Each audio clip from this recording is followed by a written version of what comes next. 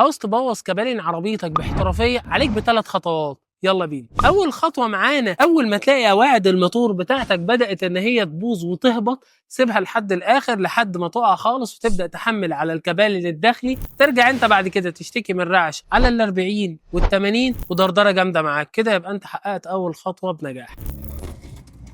ودي خطوه رقم 2. اول ما تبدا تكسر العجل على الاخر وتطلع بالعربيه وتقرص عليها، تاكد كده ان انت هتخلي الكوبلين الخارجي يفرط معاك والصليبه تروح في ذمه الله، ويبقى الخطوه رقم 2 بالنسبه لك توكل على الله وتجيب لها طقم كبالة. خطوه رقم 3، اول ما تلاقي ان كاوتشه الكوبلين عندك الداخليه او الخارجيه بدات ان هي تتقطع، سيبها لحد ما يدخل لها ميه ويدخل لها اتربه، وتبدا ان انت تشتكي بعد كده من طقطقه ورعشه، هتتكلف طقم كبالن يوصل معاك ل 5000 جنيه ويمكن يوصل ل10 كمان. ليه اصلا توصل للمرحله دي؟ ما انت في ايدك انك تحمي العربيه ان هي تجيب كبالن، تحافظ لو كاوتشه اتقطعت تغيرها، تشحم الكبالن باستمرار، ولو قواعد الموتور عندك باظت تلحق بتغييرها علشان ما تحملش على الكوبلين الداخلي. ما تغرمش كل الكلام ده، ما تحطش نفسك في ريسك اصلا. بس كده يا صديقي، السلام عليكم.